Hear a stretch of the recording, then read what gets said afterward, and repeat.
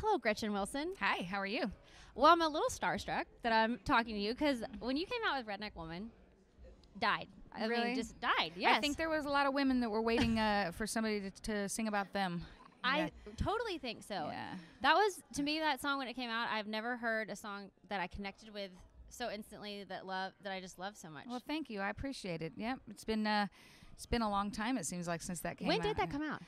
2004 or 5 or something like that. Yeah. So a long time ago.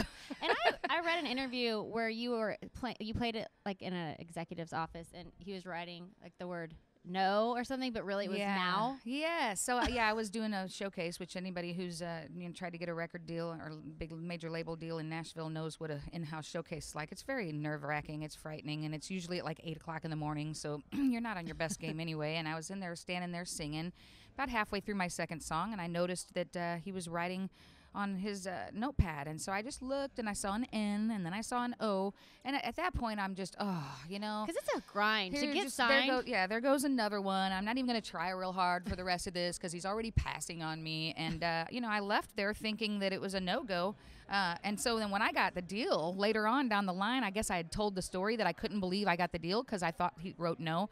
He ended up showing me the piece of paper and it said now. And so I have that framed still.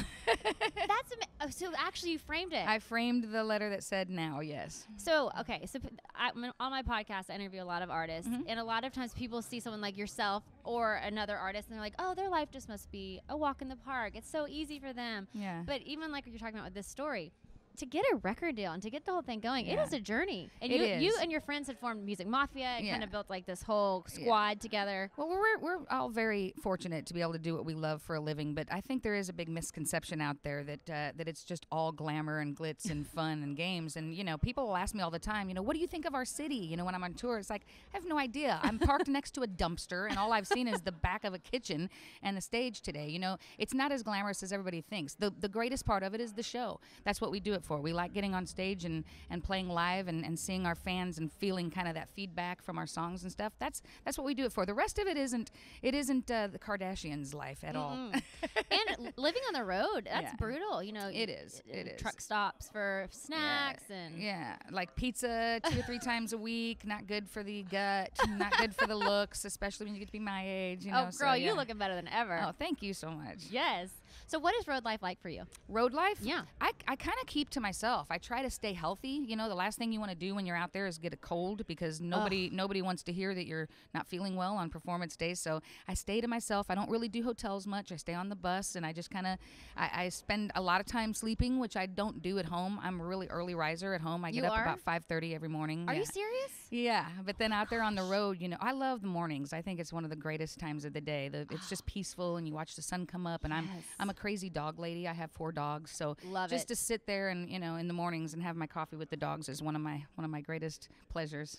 How has having a daughter changed your life? When you become a parent, everything changes, and you kind of just wonder what in the world you were doing up until that point. Really? Because I'm so scared to take the plunge. I don't even remember life before her, and then everything in your life becomes about her. Oh no, it's the most wonderful thing that can happen to you, being a parent. It's you don't really understand love. You don't know the true meaning of love until you have a child. I mean, I'm not saying that you can't love your partner, but your love for your child is just so much different, and it's like it's God's meaning of love, and you get it then. Really? Yes. Because someone like you who has a successful career, you're traveling all the time, to throw a kid into it, that freaks me out because I'm like, oh my God, how do you manage? It's so much to do. In the beginning, I thought it was going to be too much. Everything happened at once. I got my deal and I got pregnant and everything happened at once. Yes, and so at first it was intimidating. But a good friend of mine that you may know, John Rich, looked at me and said, if Loretta Lynn can do it, you can do it. So I don't want to hear it. Just get out there. She had a gaggle of kids. She did, and she did it well. So.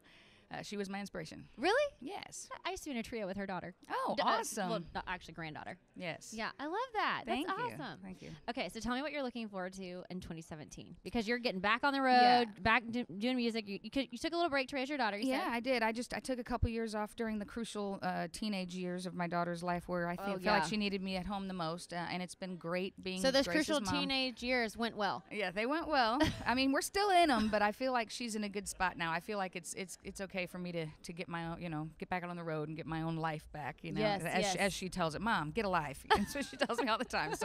So yeah, I'm looking forward to getting back out there. It's been a couple years, so I've kind of been jonesing for the live show, and just the audience, and that's the greatest high in the world is that feedback from the audience. So yeah. Will there be any reunions with the Music Mafia? I've talked to a couple of people today about that. It's a very good possibility that we could end up getting back together and do some touring together. I don't know how that's going to work out, but I think it would be really fun if we did. It would be a big show if we did that. Oh, yeah.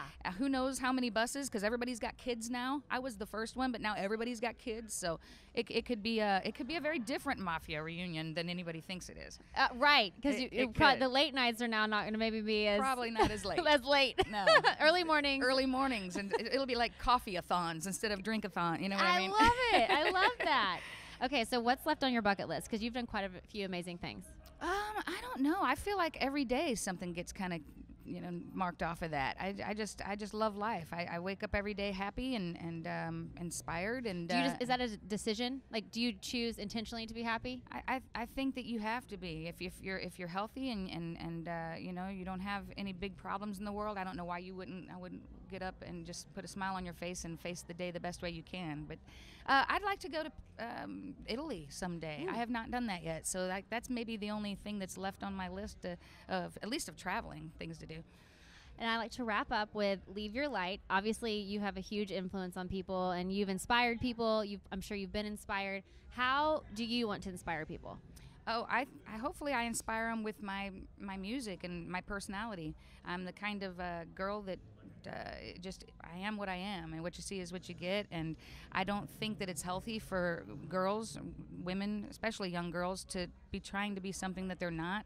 There's absolutely nothing wrong with being who you are. That's what the song Redneck Woman was all about. Did you ever feel pressure to conform? I think everybody does to a certain degree, but I was very inspired by the women that I grew up around who all they ever wanted in life was to find a good man, have a decent job, and buy that double wide out on 2 acres. And a lot of people might look at them and say, well, that's not really that much, but it's a big dream to them, and it's a lot to them, and there's nobody in this world that has the right to say that that's not big dreaming. And so they're some of the happiest people I know, and so they inspired me and my music. I love that. Yeah. So be yourself. Be yourself. Heck yeah. And if you can be Gretchen Wilson, be Gretchen Wilson. That's what I say. Nice. Good. Thank you so much for joining me. Thank you. Hey, John Barry. Hey. What's up? Hey here. Hi. What'd you say? Hey here. Hey, Hen. Hey here. Hey, here. Hey here. So, John, we've actually worked together a little bit. You might not have known it because I introduced you for Digital Rodeo last summer. I think it was Fan Fest. Fan Fest at that little club right down on Broadway. The Valentine. At the Valentine. And you are amazing. I've been a super big fan of yours forever, so it was a thrill to get to introduce you. Very nice. Thank you. So talk to me about what's going on. First off, you are huge. You had your Love Amazes Me. Huge. I was actually watching that this morning. Bigger than Elvis. Bigger than Elvis. Seriously, though, you are some of the fundamental music that I listened to and got me into country music. Oh, that's awesome. Thank you. Yeah. Yep. And I was researching you, and you said that you had a major accident when you were young and cast, and that's actually what led you to music? Yeah, well, I was already making records on my own. Let's see, I guess I had done 2 or 3 little homemade records, albums. And my first album came out in, what year were you born? 83. Ooh, 79. And my first album came out in 1979, a record called Humble Beginnings. If you ever see it, burn it. Don't listen to it. Why? It sucks. No, it doesn't. Oh, yeah. Oh, Was it does. Well, it sucks. My son says it sucks. It does not. There's no way. I promise. Worst thing you've ever heard in your life. I'm going to have to check it out just because you said that. And then In the Nighttime came out in 81. And then 82, Waiting for You, Tired of the Game. But anyway, when did the big explosion happen for you 93. in your career? And that was your Love Amazes Me? Well, I signed with Capitol in 92. A record came out late 93, early 94. Your Love Amazes Me was first #1 hit in spring of 94. And what was that like when it all started? I don't remember a lot. Why not? Because I had brain surgery. You did? Yeah. Why'd you have brain surgery? Yeah, the day I had my first #1 record, I had brain surgery that morning. How did that go on? Well, they knew something was wrong. No, I'm just kidding. Because that's a big deal. Yeah, I had a keloid cyst. I had a little cyst about the big as the end of my pinky, in the third ventricle of my brain. That turned me into the meanest person on the planet. Really? Yeah. And you're the nicest person on the planet, I feel like. Well, with the cyst gone, yeah. But with the cyst, I'm not nice. But anyway, so they had to do fiber optic surgery, and they went in and with a fiber optic camera and located it and plotted a course through the other incision and went in with a laser and poked a hole in it. How did you even know that you had this? Because I turned into the meanest person on the planet. Really? So you knew yeah. something was wrong? Oh, yeah. I was mean as a hornet. I didn't eat. I lost 60, 70 pounds. So did it come on? Like you didn't have it your whole life? It just happened? In 4 months, 4 or 5 months period of time. Wow. Between Christmas of 93 until May 10th of 94, in that period of time, I lost that much weight and just turned into somebody completely different. Well, thank goodness that there was a cure for it and you figured it out. They found it, I mean, it was crazy. It was a crazy time. And but like I said, the morning of the surgery, my record, Your Love Amazes Me, went to #1 on the charts. Isn't that ironic a little bit? Yeah. I'm plotting another surgery now so I can have another #1 record. So. Well, you do have a new album. Yeah, there you go. Okay, segue. Yeah. So let's talk about it. What I Love the Most, John Barry. The title comes from a song called She Don't Need Me. She Don't Need Me. And the chorus is She Don't Need Me, she don't have to have me there. She's as solid as a rock, all on her own. But she chooses to love me just the way I am. Sometimes I don't know why. As far as I'm concerned, she completes me. But what I love the most is she don't need me. Now, is this about your... That's about my wife who doesn't need me at all. But she loves you. Is she your saving grace? Yeah, she holds it all together. What is it after? How long have you been married? 29 years. Okay, so what is it? I've been married almost 3. Yeah. What is it about marriage that? Explain to me how she holds it all together. Like, what happens as you've been married that long? Because you grow in different ways. You just keep saying yes, ma'am. Yes, is ma'am. that the secret? Yes, ma'am. I think you're smart. Happy wife, happy life. They say that for a reason. It's true. What is the secret to marriage, though, really? I have no idea. Just hang on. Hang on. Keep saying, okay. Is that right, Kaylin? That's my son, Kaylin. Did you meet with my son, Kaylin? Oh, yeah. So, yeah. It's just it's all compromise. So. I love that. Yeah. So tell me a crazy story from your whirlwind days. After the brain surgery, after the #1, like what is one of the craziest stories that happened to you while you were like on the road just blowing and going? Because it's a blur when it's like a total blur. It was such a blur because I had the brain surgery on May 10th, 94. On June 11th, I think it was, I'm playing House of Blues in L.A.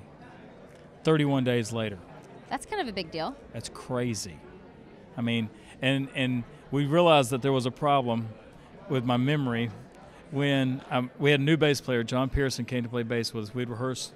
The band had rehearsed with him. I had met him. And I'm walking down the street. I'm walking down Sunset Boulevard in L.A., and John Pearson walks by me. He goes, "Hey, John, how you doing?" I said, "Oh, hey, man, what's up?" And he realized I didn't recognize him. Oh. And I'm walking down the street, and he turns around. He says, "Hey, John." I said, "Yeah." He says, "Where are you headed to?" And I said, "I was going back to the hotel." He goes, "Hotel's this way." And we realized that I had no sense of direction. I couldn't remember where I was going. And there I was at Sunset Boulevard in Hollywood. Had no idea who I belonged to. Wandering around, derelict musician, the whole deal. How did you rebuild your memory? Have I? I don't think I have. That's good. So you just remember the good stuff? Yeah, I remember the good things. Selective amnesia. Selective memory loss, yes. I think you're onto something. Yeah, it works pretty well. But yeah, so on the road for the longest time when the lanyards, they'd always take my hotel key and punch a hole in it and hang it on the lanyard, and they'd write the name of the hotel on there to make sure to get lost. That's amazing. So and I know they do that for some friends of mine. That's just because they drink a lot. But anyway. So. Right, yours that you actually have a reason that's excusable. Yeah. But pretty crazy. But it's a lot of fun. We do have a great time, and it's not too crazy on the road because we've got my son travels with us right now. That's awesome. And he plays in our band, and Robin sings in the band, and is Robin your wife? Yeah, my wife Robin. Yeah. The whole family's in the Well, not any other just the three of kids? us. Just the three of us. We do have. There's two. Our daughter Taylor Marie just got married last weekend, and our son Sean got married New Year's Eve. Aw, So, congrats. Yeah. Love is in the air. Yeah, love's yeah. I love that you guys all travel together. That's awesome. Probably makes being on the road so much more fun. Yeah, and our children traveled with us for years. when they Kaylin were disagrees. Little. Yeah. they traveled with us for years when they were small, and then as they got older, they started staying home more with their grandmother. And How do you make road life with family on the road work? I've been wondering that. How do you combine that?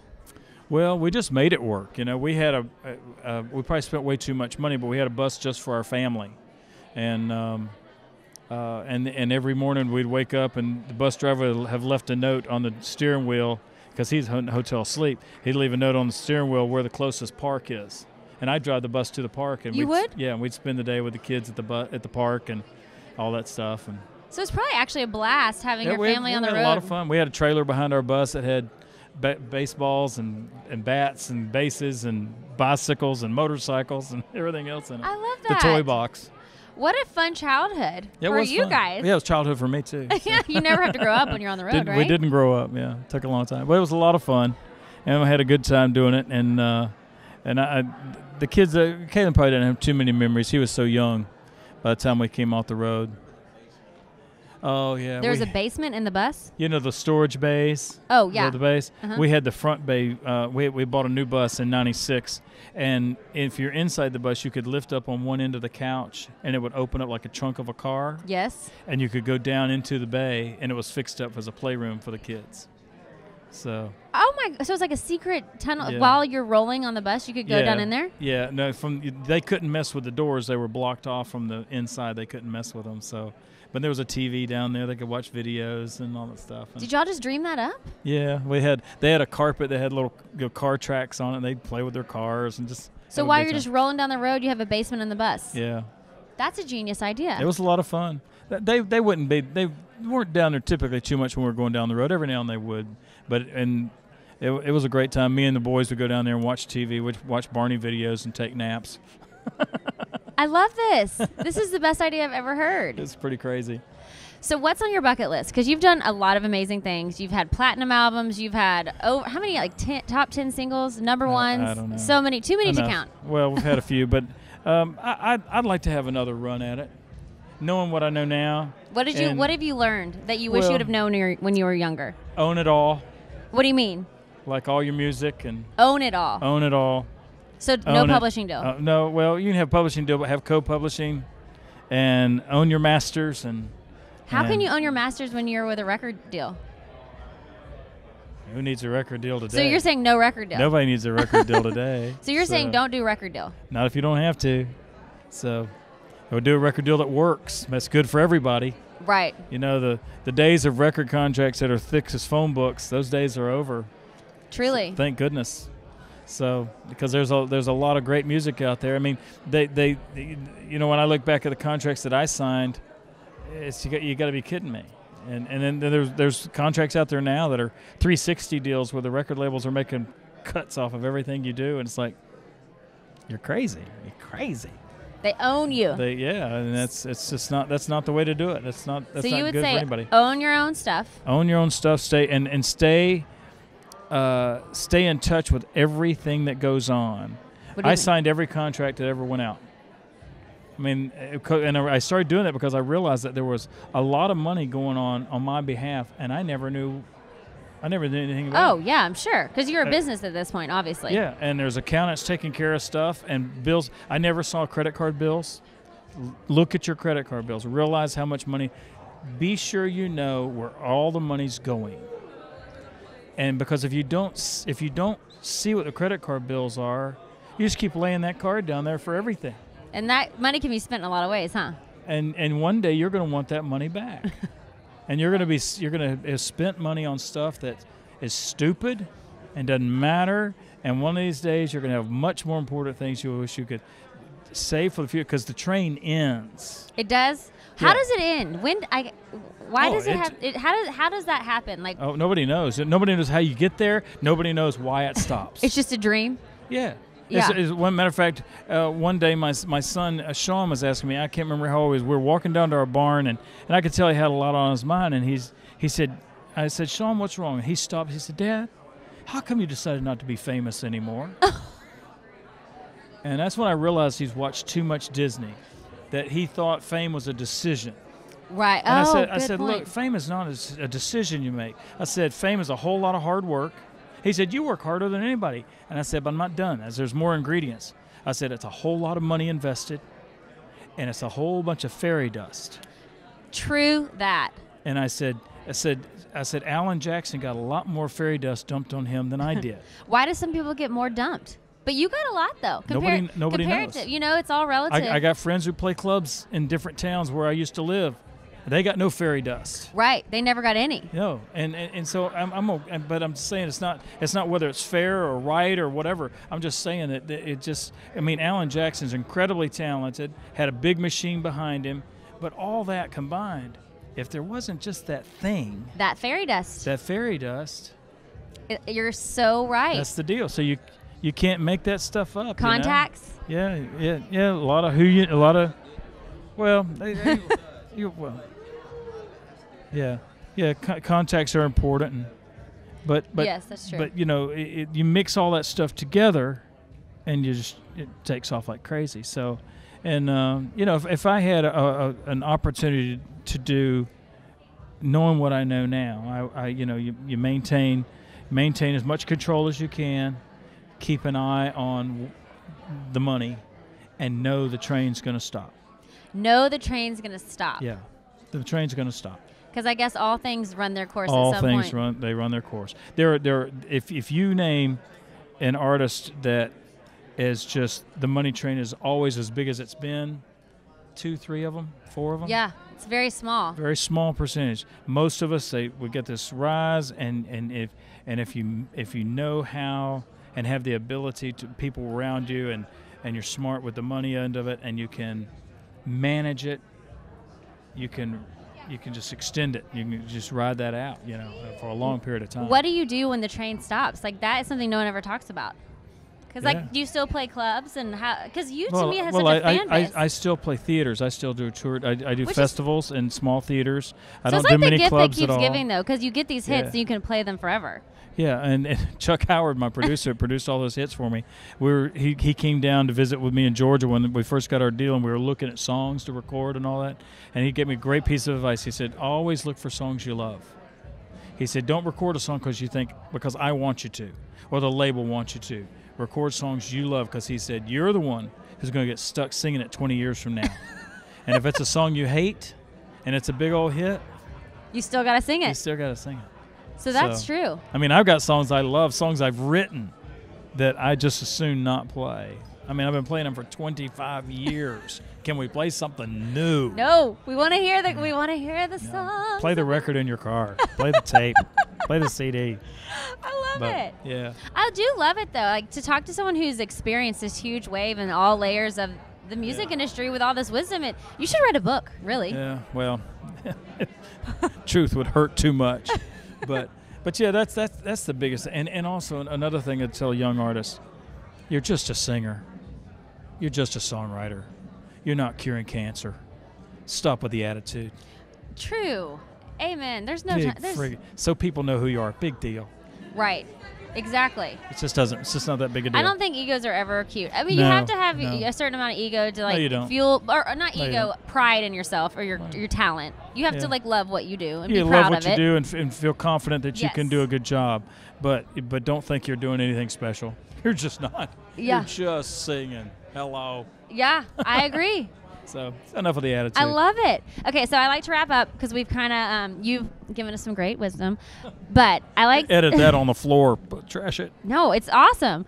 I like to ask artists to leave their light. So you've kind of been giving inspiration, but leave some inspiration or how you would like to inspire people or how you have been inspired through your journey.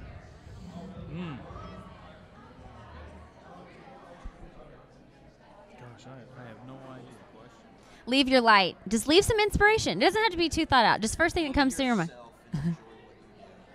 Be yourself and enjoy what you do. And if it happens, it happens. If it doesn't, well. I would guess probably whatever light I give is make the most of every opportunity you have. Love that. Because it might be the last opportunity you have. And save every dollar like it's the last one you get. Because eventually, the last dollar you get will be the last dollar you get. So. I love that. John Barry in the house. Yeah. Everyone check out his new album, What I Please Love the do. Most, John Barry.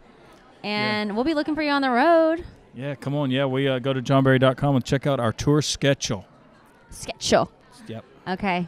You're the best. Awesomeness. Bye. Thank you.